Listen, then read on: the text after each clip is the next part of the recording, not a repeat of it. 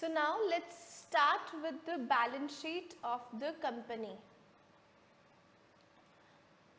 अभी तक हमने जब बैलेंस शीट सीखी थी ना, तो हम फर्म की बनाते थे, पार्टनरशिप फर्म की बनाते थे, सोल प्रोप्राइटर की बनाते थे. आई होप आपको फर्म का मीनिंग, पार्टनरशिप का मीनिंग एंड सोल प्रोप्राइटर का मतलब जो है वो पता है, राइट? तो अभी हमने बैलेंस शीट किसकी बनानी है? कंपनी की बनानी है. पहले जब बैलेंस शीट बनती थी ना, वो कुछ इस तरीके से बनती थी: liabilities amount, asset amount. But अब ऐसी बैलेंस शीट कंपनी के लिए एप्लीकेबल नहीं होती है. तो फिर बैलेंस शीट कंपनी के लिए कौन सी एप्लीकेबल होती है? तो उसका फॉर्मेट कुछ इस तरीके का होता है, that is known as vertical form balance sheet. कौन सी होती है ये? Vertical form balance sheet. और इस वाली बैलेंस शीट को क्या बोलते हैं हम? T shaped. तो कंपनीज के लिए टी शेप्ड बैलेंस शीट जो है वो एप्लीकेबल नहीं होती है. उनको इसी तरीके से, इसी टाइप से अपनी बैलेंस शीट को प्रिपेयर करना होता है. ओके, सो यहाँ पे फॉर्मेट क्या रहता है? Particulars, note number, amount. Particulars, note number, amount. Practical world में भी कौन सी बैलेंस शीट मैटर करती है? तो यही वाली बैलेंस शीट जो है वो मैटर करती है. अब देखो, सबसे पहले हमारे पास आती है इक्विटी एंड लायबिलिटीज. क्या आती है हमारे पास? Equity and liabilities. पहला पॉइंट ऐसे डालोगे, इक्विटी एंड लायबिलिटीज. उसके बाद इक्विटी एंड लायबिलिटीज में आपके पास दो पार्ट्स आते हैं. सबसे पहले आती है इक्विटी. इक्विटी को हम इक्विटी के नाम से नहीं लिखते, हम लिखते हैं शेयर कैपिटल.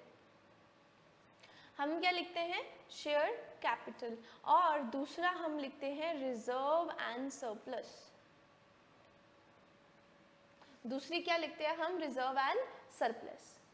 सबसे पहला हेड कौन सा बनता है? इक्विटी एंड लायबिलिटी का बनता है. पहला हेड क्या बनता है? First head is equity and liabilities. उसके अंदर भी हमारे पास फर्स्ट पार्ट में बनता है शेयर होल्डर्स फंड. क्या बनता है? Shareholders fund. Shareholders is known as the main head. Shareholder is known as main head. और ये दोनों क्या होते हैं? सब हेड. ये दोनों ही क्या होते हैं? सब हेड. उसके बाद हमारे पास सेकेंड पार्ट बनता है, that is non current liability. Non current liability. देखो, एक बार मुझसे बैलेंस शीट पढ़ ली ना, तो कभी भी बैलेंस शीट नहीं भूलने वाली है, ठीक है? प्रोवाइडेड आप अच्छे से इसको लिखो और प्रैक्टिस कर लिए. सो LOL, lol. Non current liabilities के अंदर आप क्या लिखने वाले हो? That is LOL. L stands for long term borrowing. Long term borrowing. O stands for other non-current liability. L stands for long term provision. L stands for long term provision. Is this clear? First head कौन सा बनता है आपका? First head बनता है आपका share holders fund. Shareholders fund के आगे दो चीजें बनती हैं. पहला ए पार्ट, बी पार्ट. ए पार्ट में आता है आपका शेयर कैपिटल, बी पार्ट में आता है आपका रिजर्व्स एंड सरप्लस. उसके बाद आपके पास बनती है non current liability. Non current liability के अंदर कितने चीजें आएंगी? तीन. Long term borrowing, other non current liability, long term provision. Okay, now third thing, that is current liability.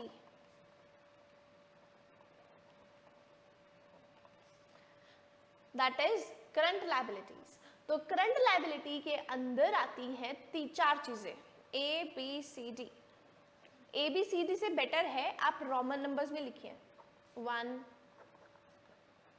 2 3 ऐसे 4. तो यहां पर आपके पास आता है स्टॉस. पहले क्या आया था? लॉल. अब क्या आ रहा है? स्टॉस. यहां पे आपने बाहर अमाउंट डालनी है, ठीक है? एस से सबसे पहले आएगा तुम्हारे पास शॉर्ट टर्म बोरोइंग। एस से क्या आएगा? Short term borrowing. टी से क्या आता है? Trade payable. ओ से क्या आता है? Other current liability. Other current liability. S से क्या आता है आपके पास? Short term provision. Short term borrowing, trade payable, other current liability and then short term provision. फिर आप इसका लगा देते हो टोटल, तो आपके पास टोटल आता है शेयर कैपिटल का, रिजर्व्स एंड सरप्लस का, आपके पास जितनी भी नॉन करंट लायबिलिटीज हैं एंड देन करंट लायबिलिटीज का। क्लियर है? उसके बाद आपके पास सेकेंड पार्ट बनता है that is known as current assets. That is current assets. सबसे पहले आता है, हेडिंग डालोगे एसेट्स, और एसेट्स आपके दो तरीके के होते हैं, एक होता है करंट, एक होता है नॉन करंट एसेट्स। तो आप हेडिंग किसकी डालोगे? Non current assets. ना क्वेश्चन अराइजेस, क्या इसी फॉर्मेट में ही बैलेंस शीट बननी चाहिए? द आंसर इज यस, इसी फॉर्मेट में ही आपके पास बैलेंस शीट बननी चाहिए। क्या हम इधर उधर शिफल कर सकते हैं, मतलब पहले करंट एसेट लिख दिया फिर नॉन करंट एसेट कर दिया? नहीं, ऐसे नहीं कर सकते हो। क्या आप ऊपर वाले हेड्स को चेंज कर सकते हो? OLL लिख सकते हो? The answer is no. आपको LOL मीन्स LOL ही लिखना है। Borrowing, non current liability, then last में आती है प्रोविजन। स्टॉस की जगह पे आपको स्टॉस ही लिखना है, आपको तभी ये जो है छोटी सी फॉर्म जो है वो बनाकर दी गई है। क्लियर है? देन आपके पास आते हैं नॉन करंट एसेट्स। तो नॉन करंट एसेट्स में सबसे पहले आप लिखते हो प्रॉपर्टी प्लांट इक्विपमेंट। सबसे पहले क्या लिखते हो आप? Property plant equipment. उसके बाद आप लिखते हो लॉन्ग टर्म या फिर नॉन करंट इन्वेस्टमेंट। क्या लिखते हो आप? Non current investment.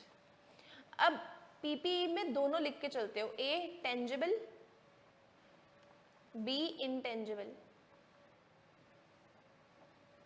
B intangible. Then आपने पीपी लिखना है, नॉन करंट इन्वेस्टमेंट लिखना है। Okay, long term loans and advances.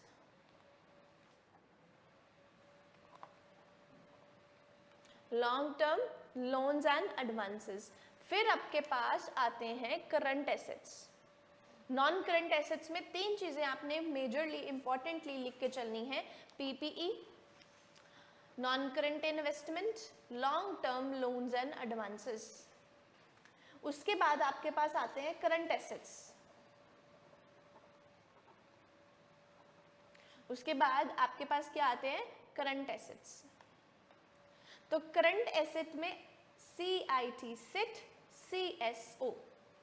तो CIT, CSO, sit, CSO। C से क्या होता है? Current investment. I से क्या होता है? इन्वेंट्रीज। T से क्या होता है? Trade receivable. C के से क्या होता है? Cash and cash equivalence.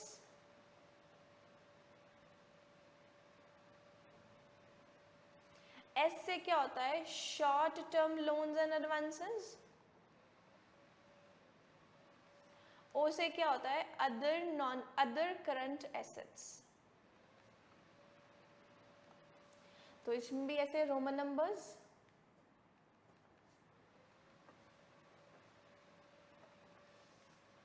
And this completes your balance sheet का format and then total and then finishes. अब आप ध्यान रखना, यहाँ पर हम ना शेयर कैपिटल का वर्किंग नोट बनाकर चलते हैं। क्या करके चलते हैं हम? शेयर कैपिटल का वर्किंग नोट बनाकर चलते हैं।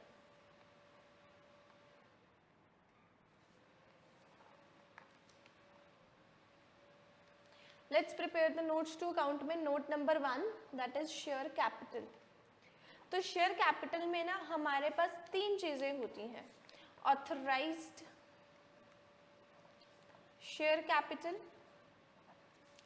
Issued share capital and subscribed share capital. Subscribed share capital. Authorised share capital में आप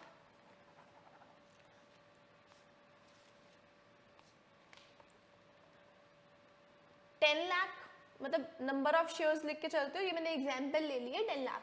10,00,000 shares of ₹10 each. This much shares issued capital में भी ऐसे ऑफ ₹10 ईच।